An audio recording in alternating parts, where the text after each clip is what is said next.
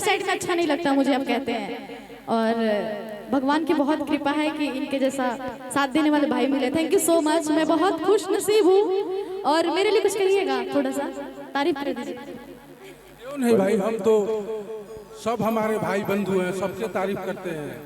और आप तो बहुत अच्छी गायिका हैं, हनुमान जी करे बहुत आगे बढ़िए और ऐसे ही सब लोग का प्यार लेते रहिए, प्यार देते रहिए, यही कहेंगे।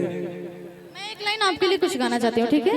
ऐसे नहीं नहीं, बैठना भी नहीं है, बस 2 मिनट खड़े हो जाइए, बैठ जाए। अगर खड़े रहेगा थोड़ा मेरा भी सम्मान हो जाएगा। आप, मैं कुछ नहीं बोल सकती आपके लिए, कम ही पड़ेगा मेरे। आप लोग सब लोग रिकॉर्ड कीजिएगा, ठीक है? और भैया को बहुत ज्यादा पान खाने का शौक है, देख रहे हैं कुर्ता उर्ता हल्का फुल्का लाल कर लिए पान खा खा के। शिकायत भी कर रहे थे पीछे भैया बैठ के। पान खाने का इनको बहुत शौक है, ठीक है? खाए वाला कोई ओरिजिनल निशान या कुर्ता पे जरूर कहीं ना कहीं गिरा है। हाँ, ठीक है। इनके लिए 2 लाइन, बस ज्यादा टाइम नहीं लूंगी क्योंकि बहुत सारे कलाकार बैठे हुए हैं। खाई के मकइया राजा जान ले बका,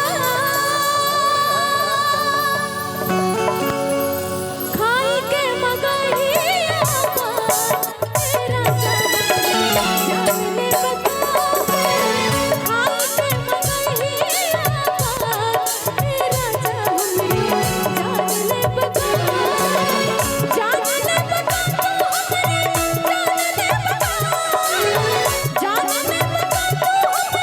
जान ले बका, मार के नजरे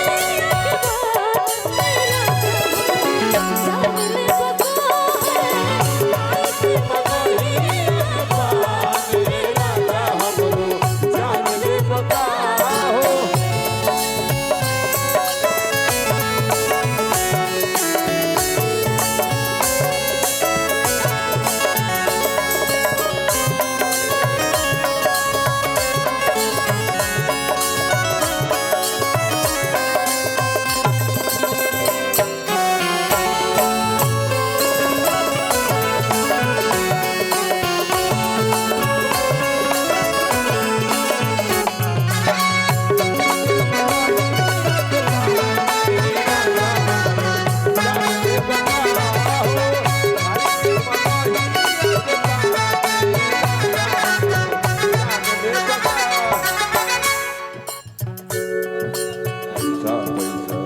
अच्छा, मदन यादव जी क्या और बोले भूल गए, उनकी तरफ से ढेर सारा पुरस्कार आया है। हमारी जवानिया पे जग झुक जाए,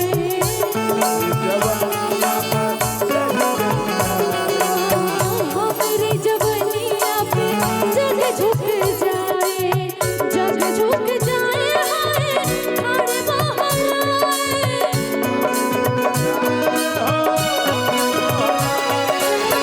जग झुक जाए, हाय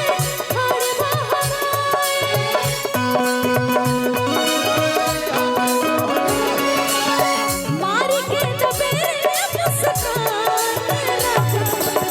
जान ले बका, खाई के मकइया राजा जान ले बका।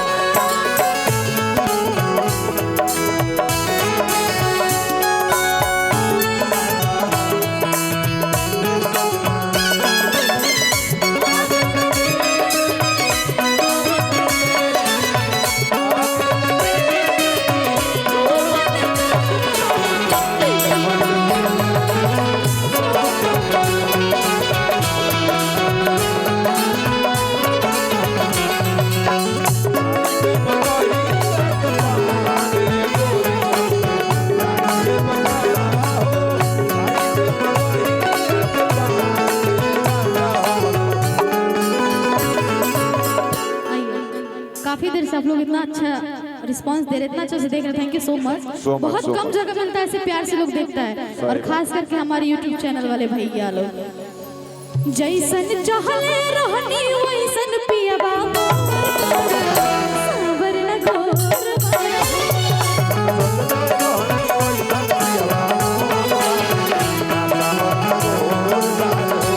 जैसन चाहले रहनी वैसन पियबा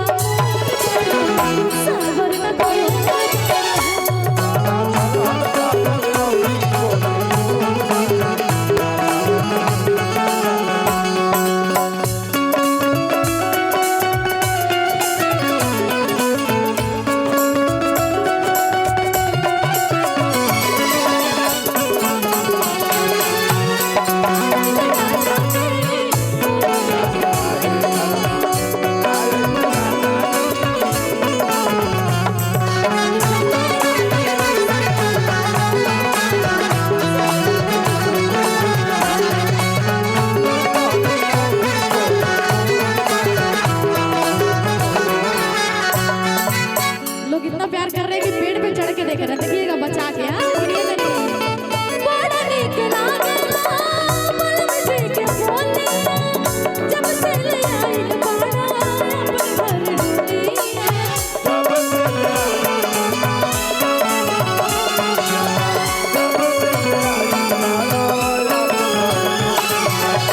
बड़ा नीक लागेला बलम जी के बोलिया जब से ले आइल बाड़ा।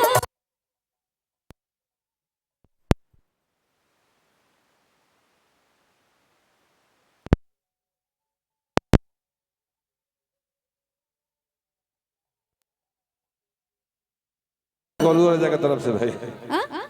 गोलू राजा देता है कुछ दे दो। सोनू राजा की तरफ से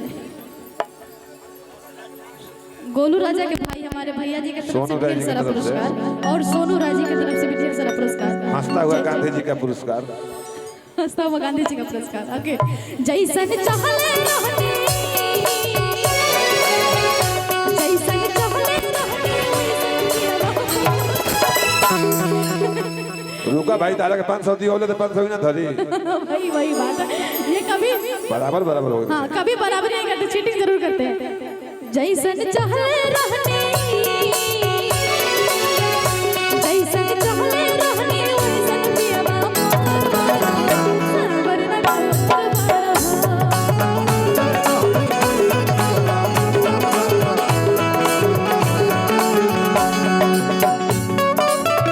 पिंटू सिंघानिया जी के फोटो में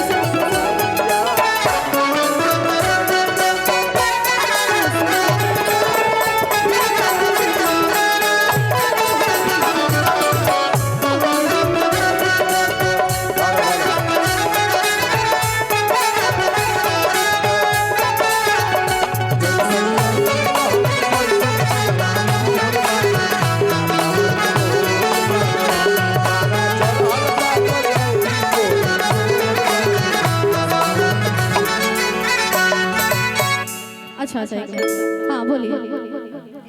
अच्छा उनका देने का मन नहीं है, पैसा तो आप जबरदस्ती काहे दिलवा रहे हैं?